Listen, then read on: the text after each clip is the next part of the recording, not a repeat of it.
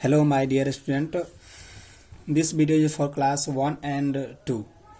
So आज हम class 1 और 2 के जो वीडियो बना रहे हैं इसमें जो है इंग्लिश ग्रामर के सबसे बेसिक पॉइंट जो है उसी के बारे में आज हम लोग पढ़ेंगे। जैसे कि आप लोग इस वीडियो में देख रहे होंगे कि लेटर का डिफिनेशन दिया गया है, वर्ड्स का डिफिनेशन दिया गया है और सेंटेंस का, और आगे भी बहुत सारे डिफिनेशन दिया जाएगा जिसके बारे में अच्छी तरह से समझाया जाएगा। आप लोग को समझना है और जितने सारे वीडियोज बनाए जा रहे हैं या जितने सारे डिफिनेशन दिए जा रहे हैं आप सभी को घर पे अच्छा से स्टडी करना है और आप लोगों को इस जो भी टॉपिक दिया जा रहा है उसको याद करना है।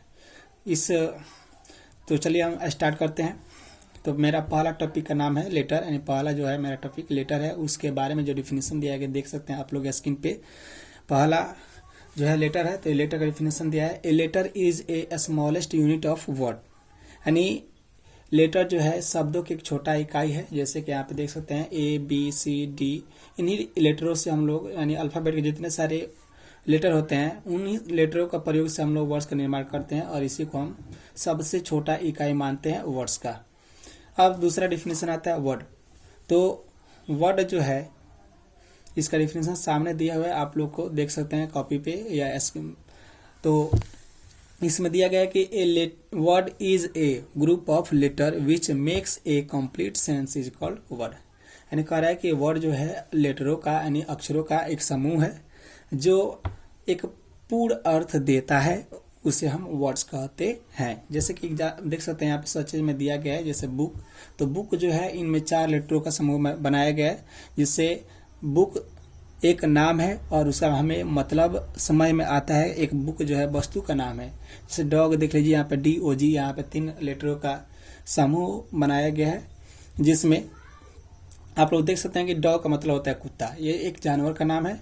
यहाँ पे और सारे एग्जाम्पल दिए हैं जैसे एलिफेंट, तो एलिफेंट भी एक जानवर का नाम है। शुगर, तो यहाँ पे देख सकते हैं शुगर में जो है 5 लेटर है। और यहाँ पे मिल्क में 4 लेटर है, ड्रिंक में यहाँ पे भी 5 लेटर है। तो आप लोग देख सकते हैं कि जो ए वर्ड्स हैं यानी लेटरों के समूह को मिलाने पे वर्ड्स का निर्माण हो रहा है। इसलिए इसका डिफिनेशन जो है a word is a group of letter which makes a complete sense is called word. यानी जो भी वर्ड्स है वो लेटर के समूहों को मिलाकर बनाया गया है। आगे हम चलते हैं। मेरा तीसरा टॉपिक का नाम है सेंटेंस। तो जानते हैं जैसे कि सेम टू सेम वर्ड्स की तरह इसका भी डिफिनेशन है लेकिन थोड़ा सा चेंजिंग है।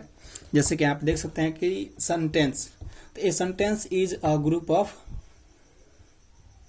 Word which makes a complete sense is called sentence. यानी सिंपल सा है। सेंटेंस में जैसे हम वर्ड्स का डिफिनेशन दिए थे वैसे यहाँ पे हम वर्ड्स को जो है ग्रुप बनाएंगे, यानी वर्ड्सों के ऐसा समूह जो हमें एक कंप्लीट अर्थ देता है, उसका कुछ मतलब होता है, उसे हम सेंटेंस कहते हैं। जैसे देखिए यहाँ पे कम हियर, तो कम हियर का मतलब है कि यहाँ आओ। तो यहाँ पे देख सकते हैं कि आप लोग जो है 2 वर्ड्स का प्रयोग किया गया है, कम और हियर। तो यहाँ पे कम जो है, यहाँ पे जो कम है एक वर्ड्स है और दूसरा वर्ड इसमें क्या है तो हियर है। तो कम और हियर जो है दोनों क्या है, 2 वर्ड्स हैं और 2 वर्ड्सों को मिलाकर बनाया गया है ये सेंटेंस। ऐसे यहाँ पे आगे देख सकते हैं कि यहाँ पे और सारे वर्ड्स, बहुत सारे वर्ड्सों को मिलाकर बनाया गया सेंटेंस का डिफिनेशन। जैसे कि देख सकते हैं यू आर ए बॉय।